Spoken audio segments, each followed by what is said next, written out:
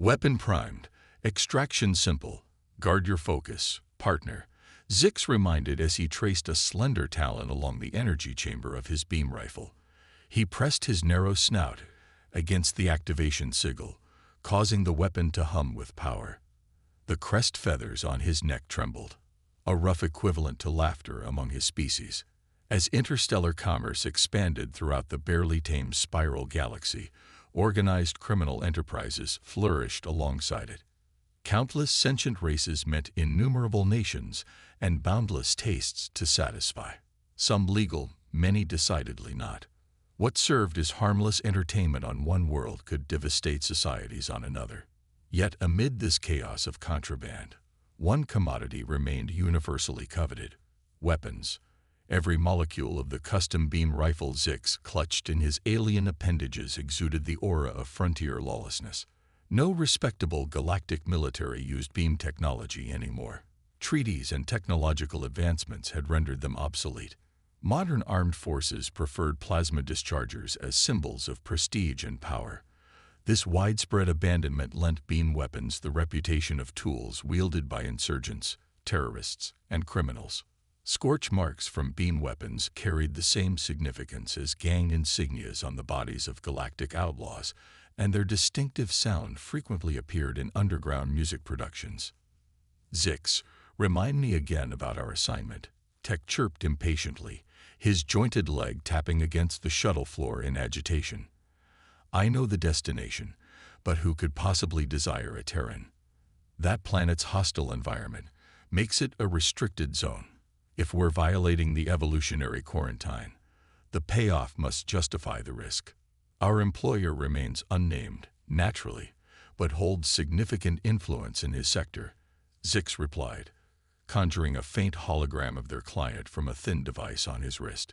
He played the recorded message at a volume barely audible above the spacecraft's stealth systems and atmospheric drives. The image of an enormous reptilian alien materialized in the holographic field, its eyeless face framed by ornate scales and lavish garments.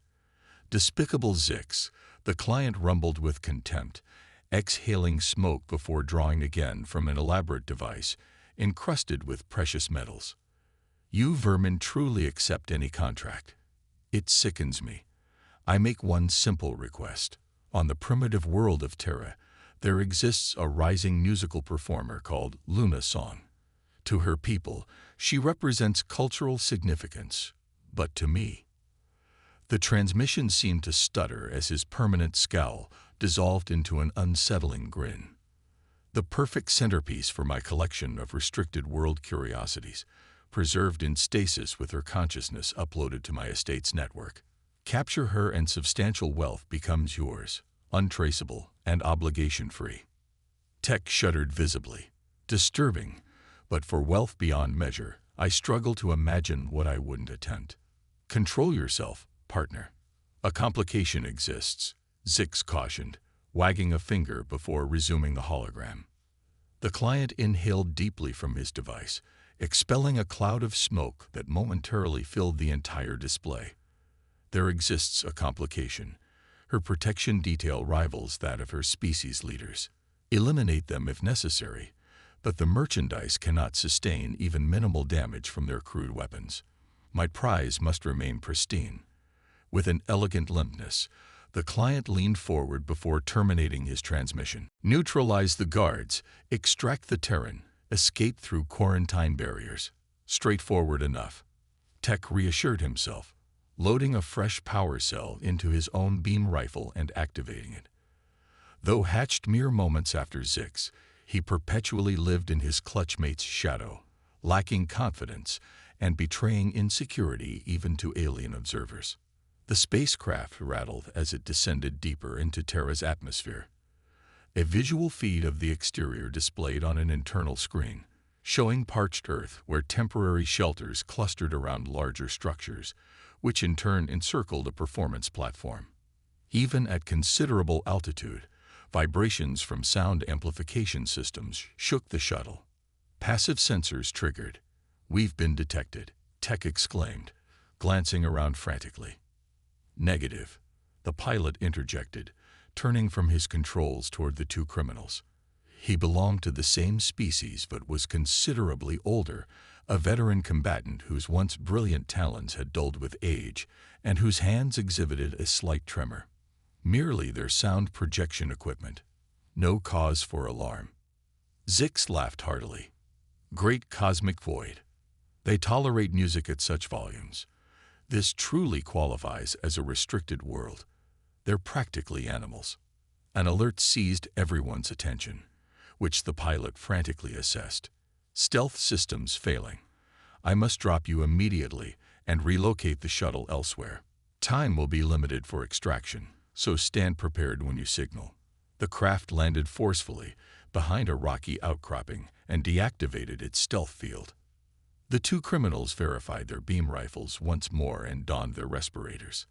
Full environmental protection would be unnecessary for this brief mission and would restrict movement, although thorough decontamination from Terran contaminants and microorganisms would be required upon return.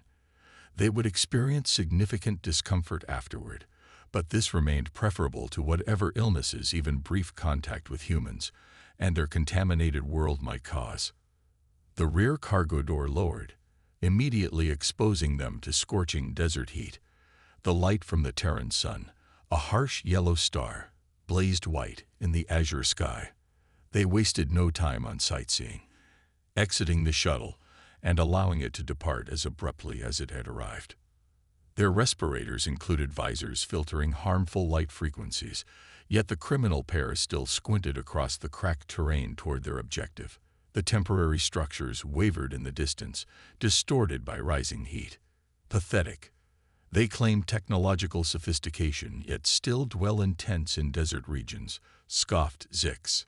He raised his beam rifle and pressed his fingers into a depression along its side, revealing a powerful optical enhancer normally concealed within the weapon. The image transmitted directly to his visor. Though Tech couldn't see his companion's expression of disappointment behind the respirator, Zix's sudden slouch conveyed everything.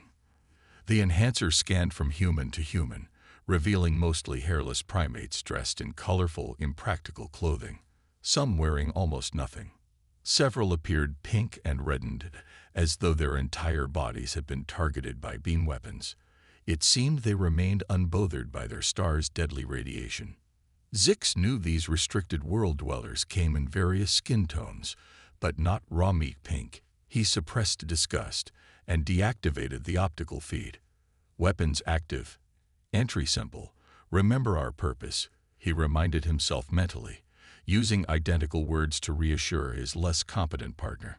He slung his rifle across his back and silently climbed onto the roof of one of the few permanent structures.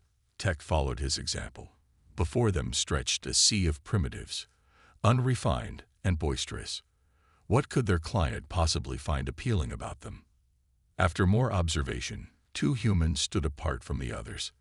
They carried weapons similar to the aliens, but of crude design. Simple buttons without standard features like stun settings hung uselessly at their sides. On their opposite hips rested what might have been guns, though this remained unclear. They lacked energy chambers, beam-focusing lenses, power supplies. How could such devices function? Zix had heard of human fascination with kinetic weapons, but surely such primitive tools weren't issued for protection against civilians. Even the most impoverished fighters in the galactic frontier had abandoned kinetics as inefficient, more comparable to throwing pebbles than proper warfare. While the galaxy had progressed beyond beam weapons, Zix questioned whether humanity had even developed them yet. The operatives decided to wait until nightfall before capturing Lunasong, reasoning the humans would be weakened after dark if they remained so active during daylight hours. Perhaps they photosynthesize, Tech suggested. That would explain their coloration and why they expose so much skin to solar radiation. Zix didn't even glance at Tech, accustomed to his wild theories. What makes you propose that, esteemed clutchmate? I claim no expertise in xenobiology, but it explains several observations. They appear to vocalize and breathe through identical orifices. Surely they don't consume food through the same opening. What cruel cosmic irony would that represent? This is a restricted world, partner. It embodies an entire sequence of cruel cosmic ironies delivered by the universe's most deadpan humorist. I wouldn't be surprised if they reproduced through it as well. Zix shuddered, his grip tightening around his weapon. Whoa, dude. Far out. The aliens snapped their heads backward to face a human who had somehow reached their rooftop position. He appeared alone, but their concealment was compromised nonetheless. Are those costumes? Awesome. Man. You do you, amigo. Cosplay. I appreciate it. What are you guys supposed to be? Military characters? Didn't realize this festival had that theme. The translation device in each alien's visor represented premium technology, the finest available outside elite black markets. However, the combination of humanity's limited contact with galactic society and the festival goers' apparent intoxication pushed it beyond operational limits. Only fragments proved intelligible, with meaning lost in translation. Acting swiftly, Zix initiated a timeless universal greeting. Several short bursts from his beam rifle directly into the human's chest. The loose garment the Terran wore instantly disintegrated, and he stumbled backward, falling from the ladder. The operatives exchanged incredulous glances before peering over the edge. The human wasn't dead, merely winded. With their limited knowledge of Terran physiology, they realized most damage resulted from the fall rather than the weapon. The human's chest now matched the pinkish hue of his forearms and face. Tech approached panic. Zix, you fool. You've probably strengthened him, he hissed, pointing accusingly with trembling fingers. We must move immediately. Zix's confidence had evaporated like moisture on scorching metal. Was my weapon set to non-lethal mode? He questioned internally, inspecting it.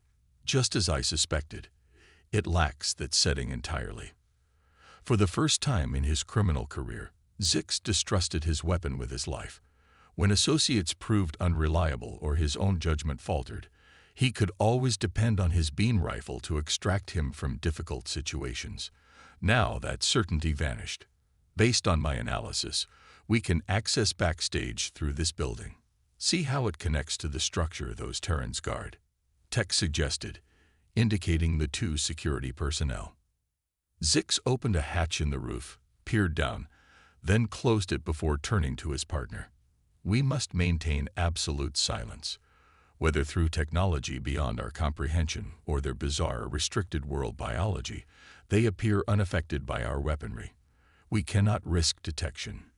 He mimicked clutching his chest, an equivalent gesture to signaling fatal consequences. Strike decisively. Showed no mercy or hesitation. We cannot predict their capabilities. Tech nodded affirmatively and descended through the hatch first.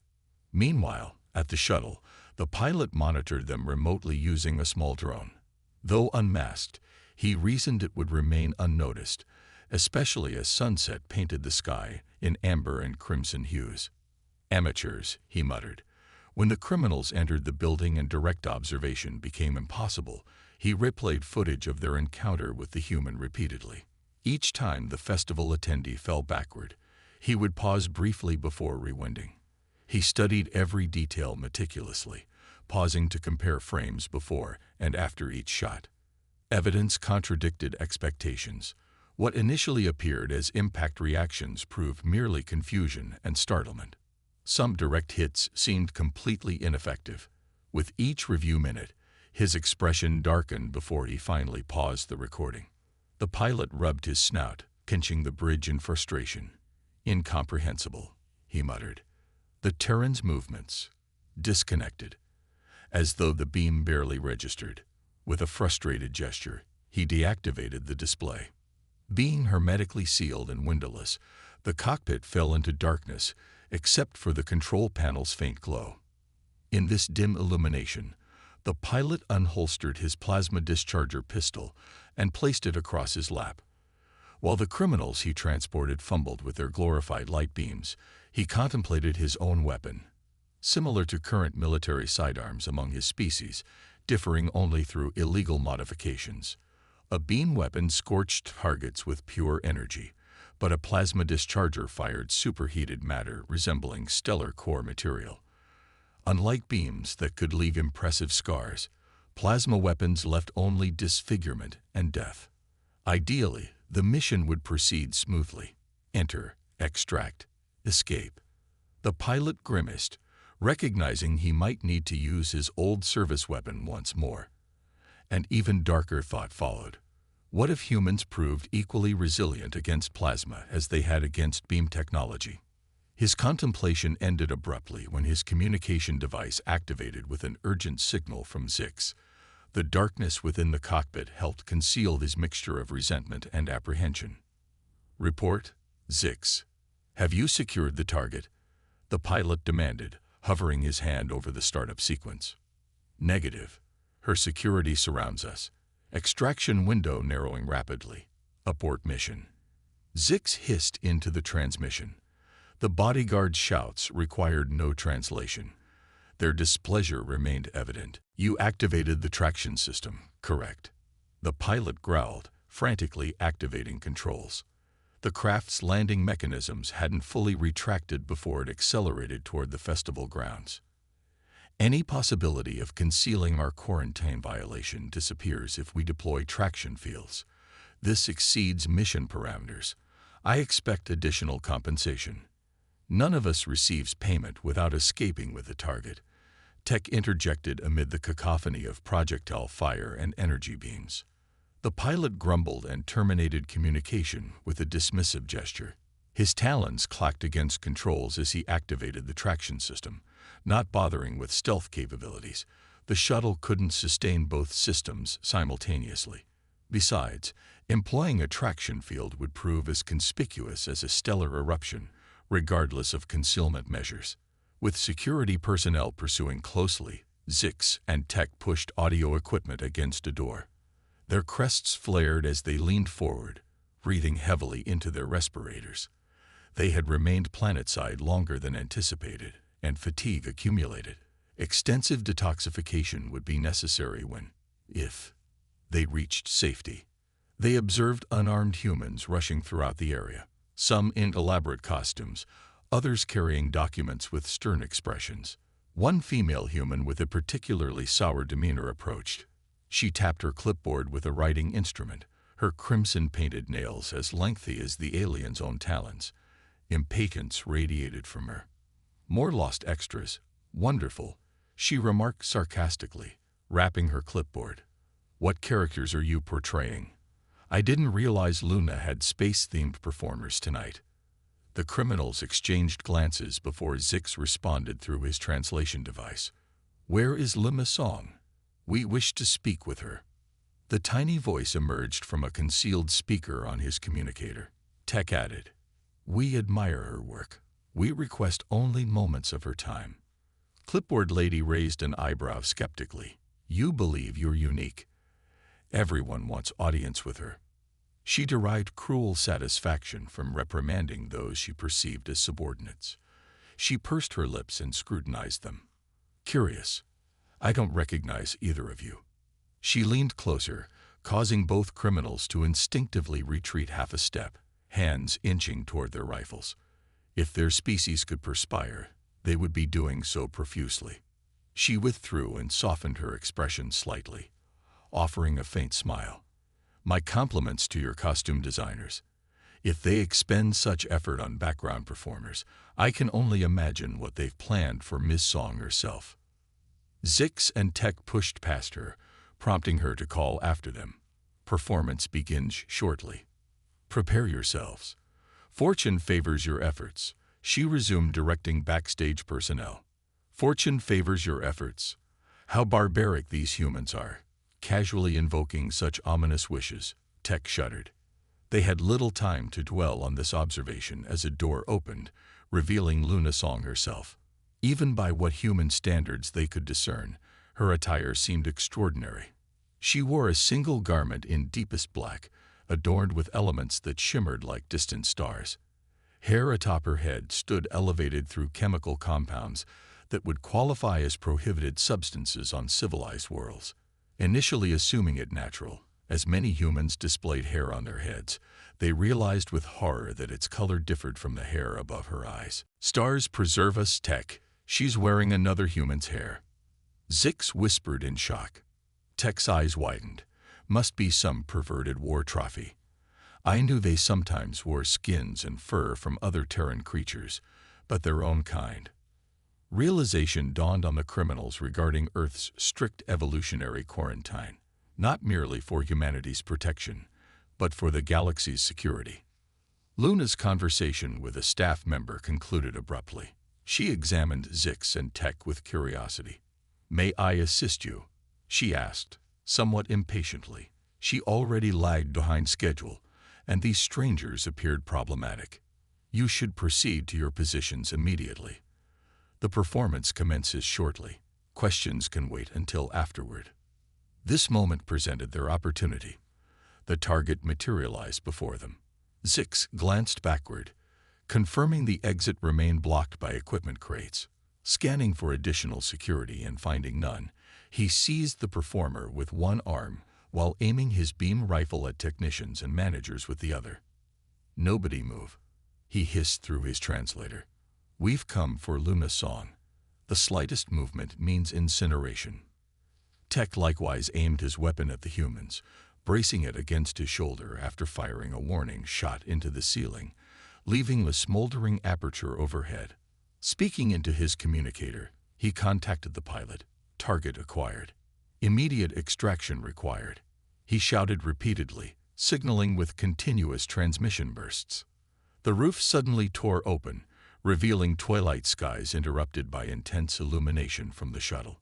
Dust particles levitated first, followed by larger objects, then the aliens and their human captive. The traction field locked onto them, drawing them into the vessel. Backstage descended into chaos as everyone scattered in panic. Security personnel, having finally circumvented the audio equipment barricade, pushed through terrified crowds to obtain clear firing positions against the kidnappers. "Futile resistance," Zix hissed, positioning Luna between himself and security forces. He squeezed his trigger, unleashing energy beams, striking the pursuers. Some sought cover behind various objects and people, while those hit registered only scorched clothing. One particularly courageous individual surged through the crowd, leaping from a crate to grasp Zix's foot. "Release me, filthy primate," he screeched, kicking at the persistent Terran without effect. Desperate measures followed. He pressed another depression along his weapon's side, causing increased humming as the energy chamber glowed intensely. Maintaining pressure on the trigger, he charged a concentrated shot he believed would obliterate the human. Tech watched in alarm. "Partner, you'll overload your weapon," he screamed in horror. Ignoring warnings, after sustaining charge for an extended period, Zix pressed his rifle against the guard's forehead while proclaiming defiantly, "You should have recognized your limitations. Now perish like vermin." He released a ground-shaking energy beam that momentarily bathed everything in blinding reddish light. Everyone, human and alien alike, turned to witness the outcome, discovering the guard remained intact and alive. His face bore soot markings and every hair on his head had vanished, but he merely narrowed his eyes and displayed an unsettling smile of white teeth. "That your maximum capability?" He grinned, securing a second handhold higher on Zix's jointed limb. The other security personnel exchanged knowing glances as realization spread. One vocalized their collective understanding. Their weapons prove ineffective. Apprehend him. Prevent Luna's abduction. The pilot tapped his plasma discharger impatiently against his leg, attention fixed on the video feed. Zix desperately tried repelling the human chain while Tech retreated higher into the traction field, mimicking swimming motions to accelerate his return to the shuttle. Finally intervening, the pilot donned his emergency respirator and left the cockpit carrying his plasma weapon. He approached the floor opening where the traction field operated and reached down to retrieve Tech. "Appreciation for." Tech began before being struck across the head with the pistol. The pilot then dragged him aboard by his tail and discarded him into a corner. The cowering criminal retreated deeper as his rescuer glared down. "You disgrace our species," the pilot thundered, his crest bristling with anger. "You fail to manage one insignificant female human and her protectors. I should eject you into vacuum. Thank your ancestors I refrain, worthless one. Never assign petty criminals duties befitting warriors." The pilot positioned himself at the edge, aiming his pistol with practiced stance and steely gaze reminiscent of military campaigns long past.